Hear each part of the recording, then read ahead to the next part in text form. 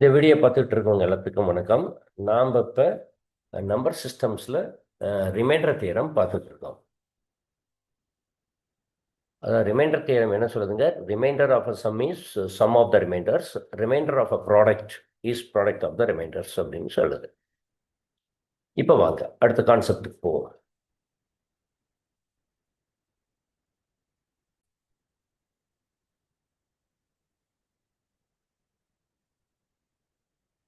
நம்ம ஏற்கனவே பார்த்த எக்ஸாம்பிள் எடுத்துப்போம் மீண்டும்.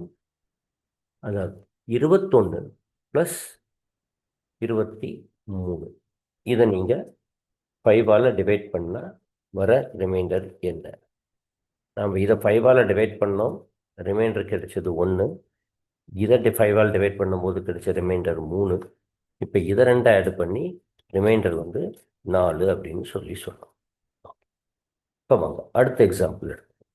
இப்போ 24ஐயும் 23ஐயும் கூட்டி அதை 5ஆல் டிவைட் பண்ணி ரிமைண்டர் என்ன வரும்னு கேட்டிங்கன்னா, இப்போ 24 + 23 எவ்வளோங்க?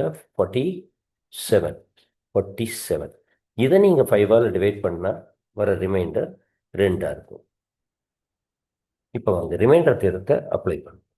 இதை டிவைட் பண்ணுங்க 5ஆல் 4 கிடைக்கும். இதை டிவைட் பண்ணுங்க 5ஆல் ரிமைண்டர் 3 கிடைக்கும். இப்போ 4 + 3 இதை கூட்டினீங்கன்னா என்னாச்சு? நம்மளுக்கு 7ன்னு வருது ஆன்சர். இப்போ இது கரெக்டாக நம்மளுக்கு தேவையான ஆன்சர் என்ன? 2. இப்போ இந்த மாதிரி சுச்சுவேஷனில் என்ன பண்ணணும்? 7 வந்ததுங்களா, திருப்பி இதை ஃபர்தர் 5ஆல் டிவைட் பண்ணு. 5ஆல் டிவைட் பண்ணிங்கன்னா கடைசியாக வர ரிமைண்டர் 2. சரிங்களா?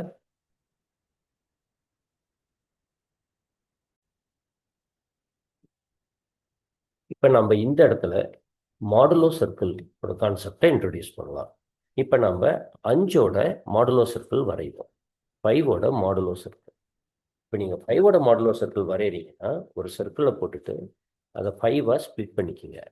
1 2 3 4 5. இப்போ நம்பர் எழுதுங்க. 1 2 3 4 5 6 கண்டினியூ பண்ணிகிட்டே போங்க.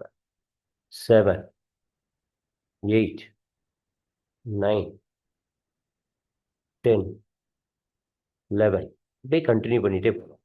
12 அப்படியே போகணும். இப்போ பாருங்க 7 நம்மளுக்கு இங்கே வந்தது ஆன்சர் 7. அதை ஃபர்தர் டிவைட் பண்ணிங்கன்னா அந்த ஆன்சர் 2. இப்போ பார்த்தீங்களா 7 கிட்ட தான் இங்கே 2 இருக்குது. சரிங்களா? ஸோ அப்போ 12 வந்திருந்தாலும் அதை 5ஆல் திருப்பி டிவைட் பண்ணிங்கன்னா ஒரு 5ஐ சப்ராக்ட் பண்ணுங்கள், 7 வரும். திருப்பி அதிலிருந்து ஒரு 5ஐ சப்ராக்ட் பண்ணிங்கன்னா 2 வரும். இப்படியே இதை எப்படி நாம் எழுதலாம் அப்படின்னா, 2 இஸ் கான்க்ருவன்ட் டு 7 மாடுலோ 5 இப்படி எழுதணும்.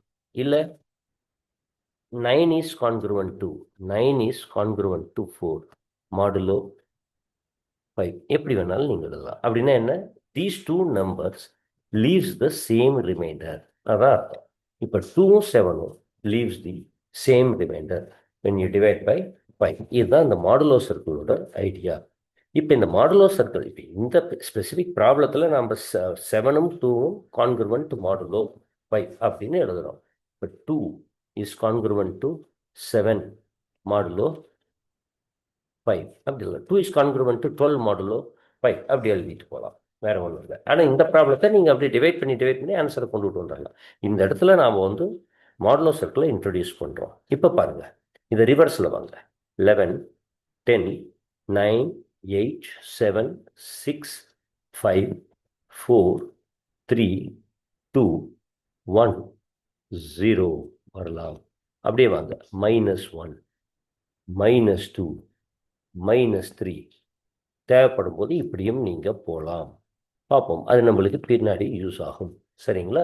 அப்போ -3 இஸ் கான்க்ருவன்ட் டு 2 மாடுலோ 5 அப்படியும் சொல்லலாம். ஓகேங்களா? மாடுலோ சர்க்கிளை நம்ம இந்த இடத்துல இன்ட்ரடியூஸ் பண்ணிடுறோம்.